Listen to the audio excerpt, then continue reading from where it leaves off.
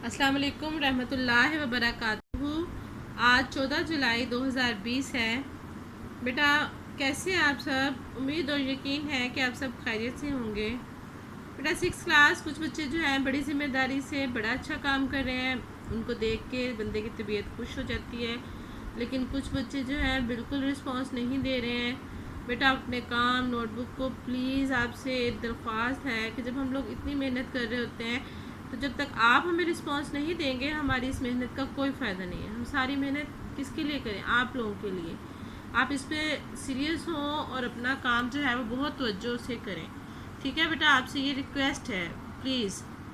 और कुछ जो है कल हमने जो है तशरीहात और मरकज़ी ख्याल को हमने डिस्कस किया था। ठीक है, आज जो है हम इसके मश्की सवालात को हल करेंगे। इसके मश्की सवालात हैं, सवालात के मुख्तसर जवाब दे। सिर्फ 3 सवाल हैं। ठीक है, शायर ने कौन सी 2 चीज़ों को साझा करार दिया है?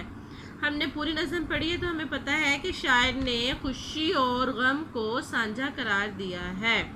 ठीक है, दूसरा सवाल है बंद मुट्ठी से शायर की क्या मुराद है?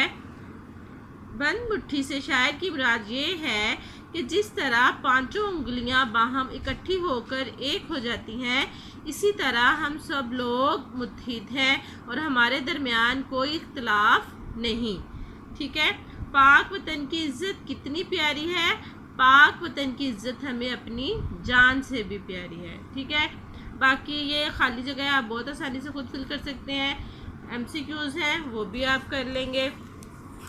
सवाल नंबर आगे है 4। ठीक है बेटा, सवाल नंबर है 4।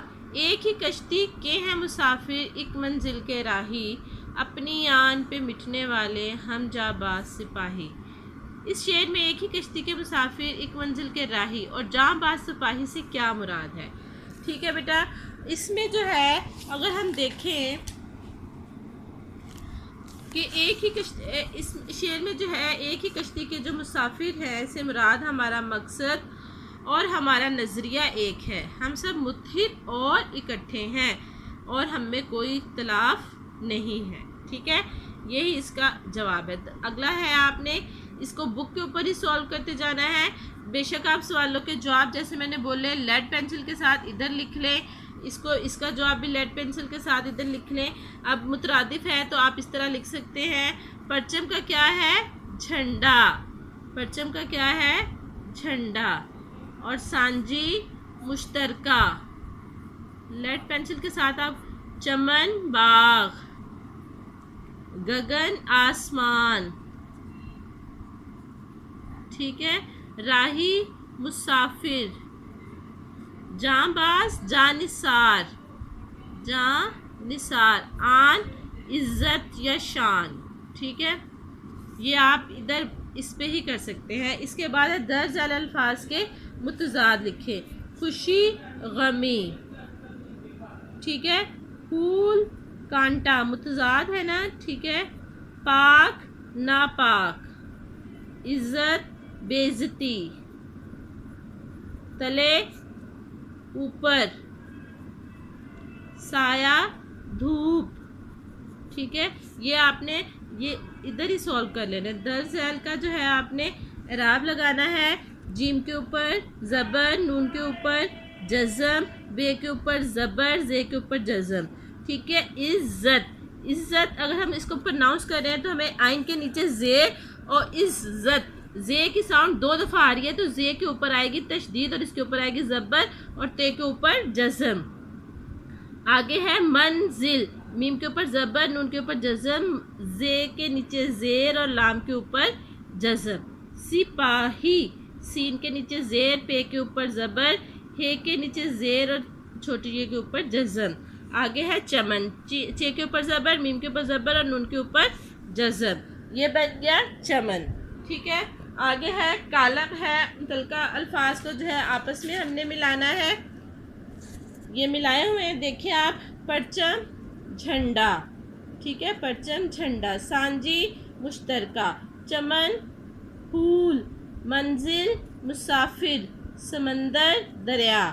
ठीक है, इसके बाद है अगला सवाल है ऐसा मिसरा जो नज़म के हर बंद के आखिर पर दोहराया जाए इसे टेप का मिसरा कहते हैं। इस नज़म में कौन सा टेप का मिसरा है? टेप का मिसरा है जो बार बार दोहराया जा रहा है। हम बार बार पढ़ रहे हैं तो इसमें क्या है, इस परचम के साए तले हम एक हैं, हम एक हैं।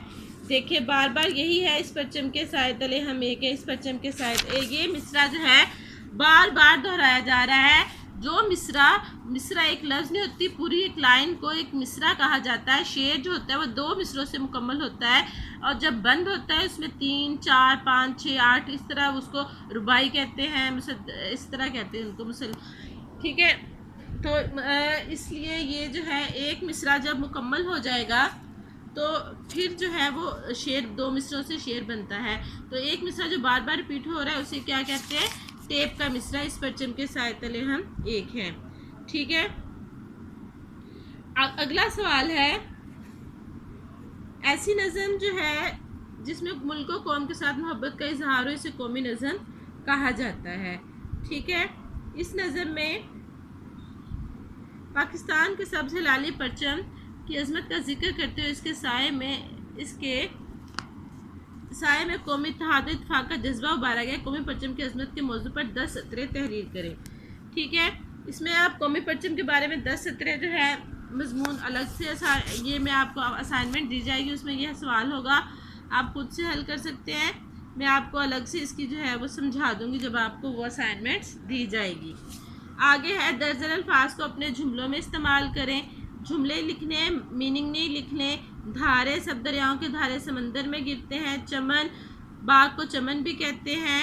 शबनम पर फूल पर शबनम के कतरे थे। हमारी आन हमारे वतन के दम से है, ठीक है बेटा। ग्रामर रह गई है, ग्रामर इंशाल्लाह हम कल करेंगे। आज हमने मश्क कर लिया है। इसमें से जो है आपने सिर्फ तशरीहात और मरकज़ी ख्याल जो था नीट नोटबुक पे करना है, बाकी ये सारी एक्सरसाइज आपने बुक पे ही सॉल्व कर लेनी है। सिर्फ सवाल नंबर 10 जो है वो आपको असाइनमेंट हम देंगे, उसमें आपको करना होगा। ये भी मैं आपको कल हो सकता है इसके बारे में थोड़ा सा समझा दूंगी, ठीक है। बाकी अस्मा की तस्कीर इस ग्रामर का टॉपिक है, इंशाल्लाह ये हम कल करेंगे, ठीक है। अपना बहुत सारा ख्याल रखिएगा। ओके, अल्लाह हाफिज़।